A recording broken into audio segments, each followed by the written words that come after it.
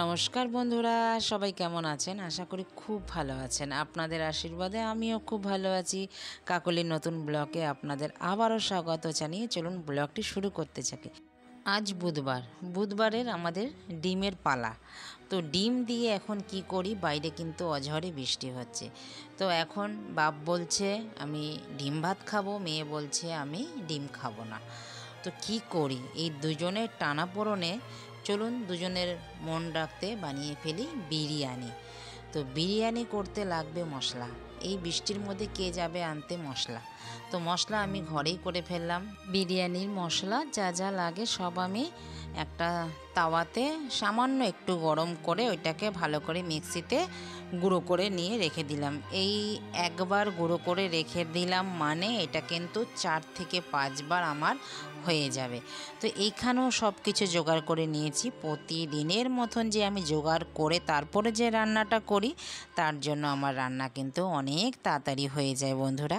এখানে চালও ভিজিয়ে রেখেছি, আর চাল ভিজিয়েছি এখানে অল্প করে। আর সকালবেলা মেয়ে তো স্কুলে যাবে, যার জন্য আজকে আমি দেরাদুন রাইস 1 হাঁড়ি বসিয়েছিলাম।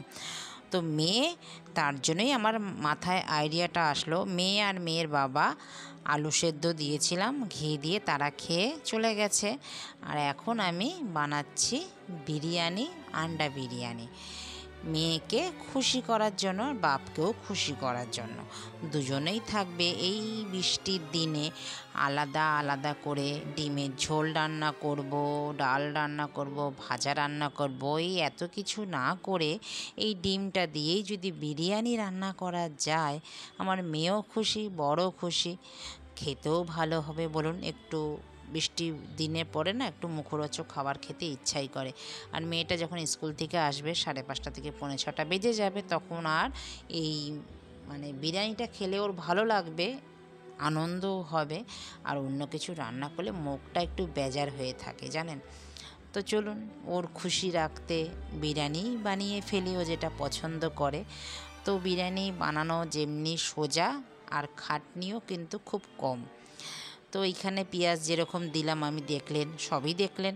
পেঁয়াজ, আদা, রসুন একটু ভালো করে ভাজা ভাজা হওয়ার পর একটা মশলা বানিয়ে নিলাম।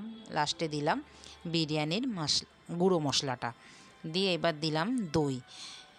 আপনারাও যেইভাবে বিরিয়ানি বানান আমিও সেইভাবে বানাই। আপনারা চিকেন মাটন দিয়ে বানান, আজকে আমি বানাচ্ছি ডিম দিয়ে। তো এইখানে যে কেওড়ার জল, গোলাপ জল, মিঠা আতর নিয়ে নিয়েছিলাম, বিরিয়ানি এসেন্স একটার মধ্যে রেখে দিয়েছিলাম। তো ওইখান থেকেই এই 4-5 চামচের মতন দিয়ে দিলাম, দিয়ে ভালো করে মশলাটা আবারও কষিয়ে নিলাম। এখন বিরিয়ানির গন্ধই উঠে গেছে সারা রান্নাঘরে। আর দম দিলে কি হবে আমি তো বুঝতেই পারছি না কি হবে। তো ভেজে রাখা আলু আর ডিম এবার ওই মশলাটার মধ্যেই আমি দিয়ে দিলাম, দিয়ে ভালো করে আবার 2 থেকে 1 মিনিট ভালো করে মিশিয়ে নেড়ে নিলাম। এবার একটু দেব ভেজে রাখা পেঁয়াজ বেরেস্তা, এই আন্দাজ মতোই আমি দিলাম। আপনারা যতটা বানাবেন সেই আন্দাজ মতনই বন্ধুরা দেবেন। আমার এই আন্ডা বিরিয়ানি দেখে যদি ভালো লাগে, আপনারাও বানিয়ে খাবেন, খুব ভালো লাগে আন্ডা বিরিয়ানি। দিলাম একদম দেশি ঘি, দিয়ে আবারও 2-4 মিনিট নেড়ে নিলাম। একটু চেখে নিই, দেখি নুনটা লাগবে। তো নুন তো আমি দিইনি প্রথমে, এখানে চেখে নিয়ে পরিমাণ মতন এই মশলাটা ডিমের আলুর জন্যই দিলাম। যেহেতু আমি চালে নুন দিয়েছি, তো তার জন্যই নুনটা আমি কম দিলাম। এবার ভালো করে আটটু কষিয়ে আমার হয়ে গেছে। এবার দম দেওয়ার পালা বিরিয়ানি। আজকে আন্ডা বিরিয়ানি রান্না করব দম দিয়ে। তো এই দেখুন রাইসও আমার হয়ে গেছে। আর ওইখানে সকালবেলা 1 হাঁড়ি ভাত বসিয়েছিলাম, সেটা তো আছেই।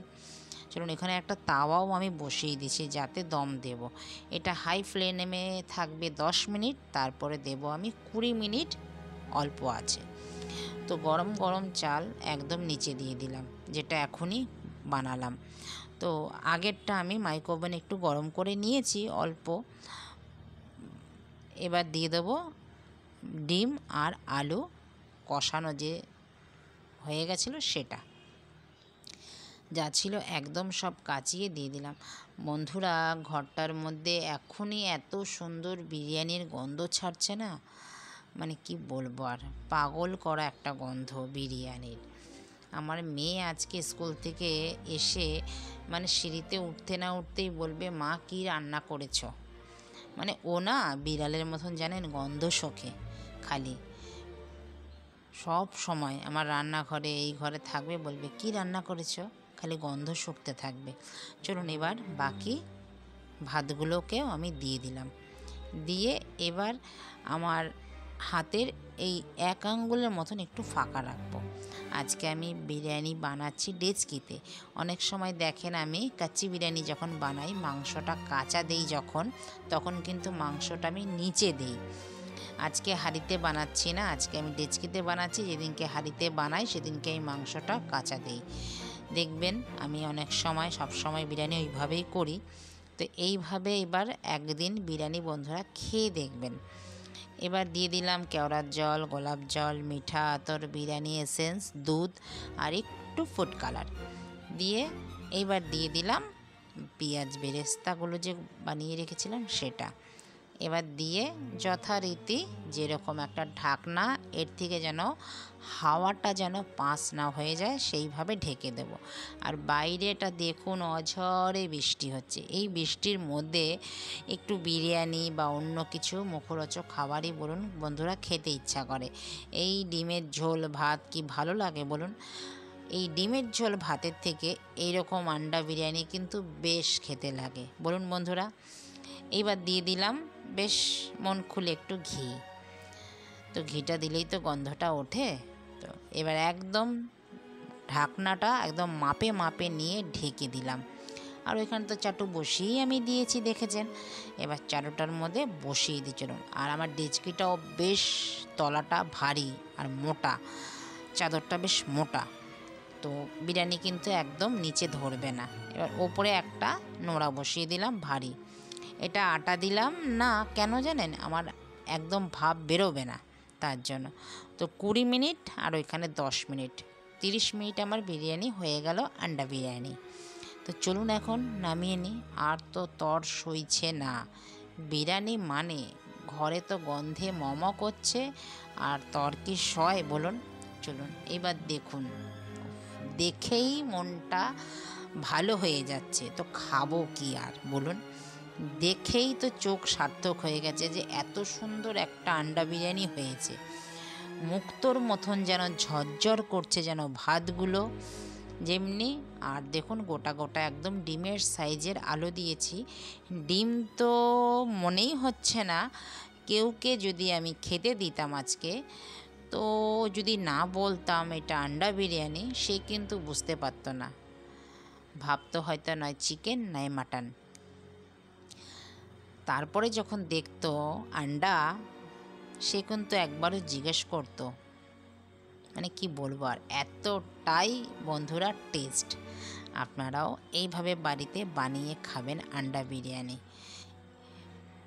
তো নিয়ে নিয়েছি, এবার টেবিলে চলুন, এবার খেয়ে বলছি কেমন হয়েছে। আগে জলটা ঢেলে নিই। জল খেয়ে সব সময় দুপুরের খাবার খেলে হেঁচকি ওঠে না। আমার আবার দুপুরের খাবার খেতে বসলেই এ বন্ধুরা হেঁচকি উঠে যায় না। আগে জলটা খেয়ে নিই, তারপরে যা খাওয়ারটা খাই। তো ঝরঝরে মুক্তোর মতন ভাত আমি খেতে থাকি, আপনারাও বানিয়ে খাবেন। আর আপনাদের ভিডিওটা কেমন লাগলো সেটাও কিন্তু জানাতে বন্ধুরা ভুলবেন না। তো দেখা হচ্ছে পরবর্তী ব্লগে, ততক্ষণে সবাই ভালো থাকবেন, সুস্থ থাকবেন।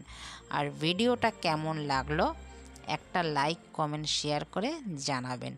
তো দেখা হচ্ছে আবারও নতুন একটি ব্লগে, ততক্ষণে সবাই ভালো থাকবেন, সুস্থ থাকবেন। নমস্কার, টাটা।